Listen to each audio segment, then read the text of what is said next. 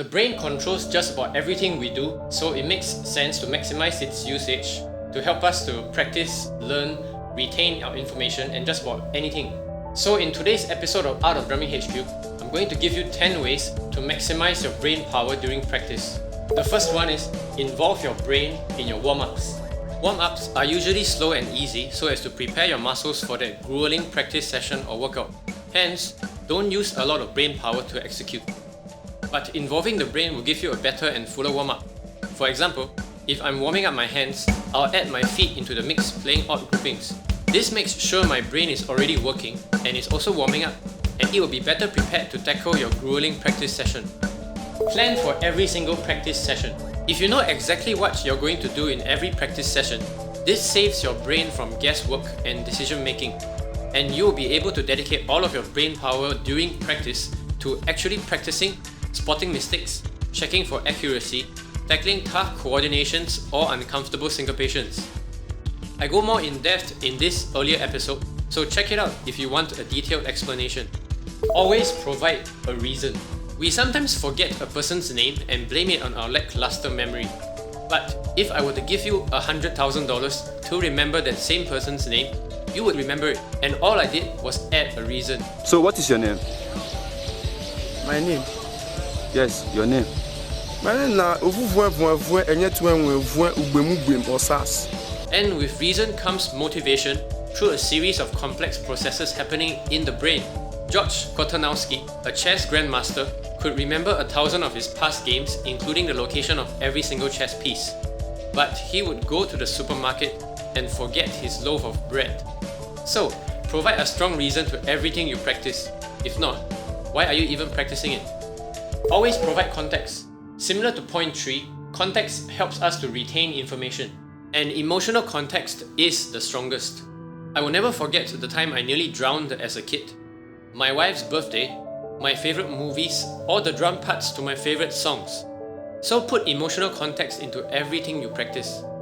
For example, when practicing a fill, don't just practice the pattern on loop. You're most unlikely to use it this way. Practice using it in a 4-bar phrase with a metronome.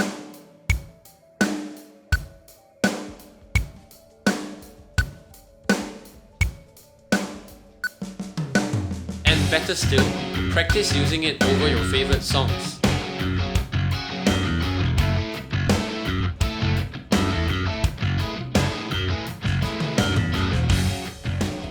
Do brainless stuff away from the drums. Trying to increase your single stroke roll from 180 to 200 beats per minute? Don't do it in front of your drum set. Your motor skills are automatic by now, and your brain isn't doing much. When I'm doing muscle intensive speed stuff nowadays, I usually do it in front of my computer where I'm studying filmmaking at the same time. It's just a much better use of my time. However, this is not recommended for absorbing new techniques or speed around the drum set, which of course you have to practice at the set itself, or focus all of your attention into studying and practicing it. Practice the same thing at various tempos every single session. Our brains actually dislike repetition and will gradually tune out and lose focus if there's more and more of it. But you can practice the same thing in different tempos to prevent some of that from happening. So during your practice, you can start practicing a pattern at 60 beats per minute for 3 minutes, then try it at 56 beats per minute for another 3, bump it up to 64 beats per minute for another 3, and so on. The next day, start at 58 beats per minute, go down to 62 beats per minute, and up to 68 beats per minute, etc. The ever-changing tempos, even if by a few beats per minute, will give a fresh dimension to the same exercise, and your brain will thank you for it by staying more in focus. Respect and use the law of diminishing returns to your advantage. This is similar to number 6, and is the law that the more you work on something, the less rewarding it becomes. This has a lot to do with how our brain functions as well. So if you really need to practice something for, let's say, 4 hours, force yourself to take a 5-minute break every 25 minutes and use the other techniques in this video to help the task from getting too repetitive or boring for your brain. I explained this in detail in an earlier episode as well, so check that out. Have a full water bottle within reach. Did you know that our brain is 80% water? Brain cells require a delicate balance between water and various elements to operate, And when you lose too much water, your brain cells lose efficiency.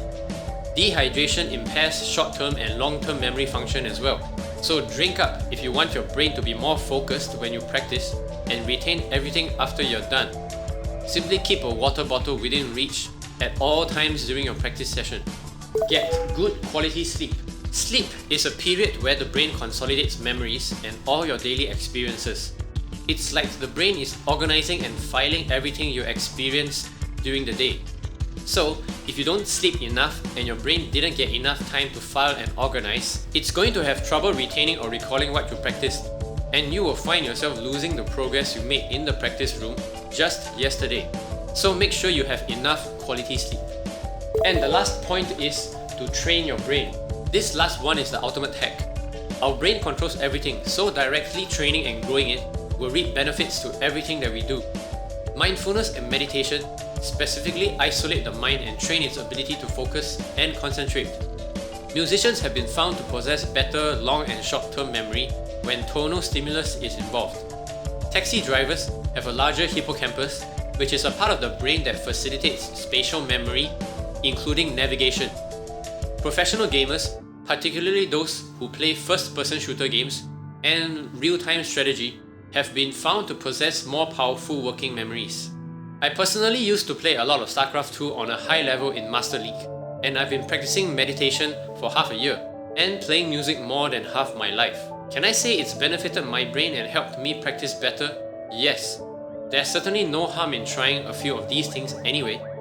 To summarize, involve your brain in all your warm-ups, plan for every practice session, always provide a reason, always provide context, do brainless stuff away from the drums, practice the same thing at different tempos, respect and use the law of diminishing returns, keep yourself hydrated, get enough good quality sleep, and train your brain.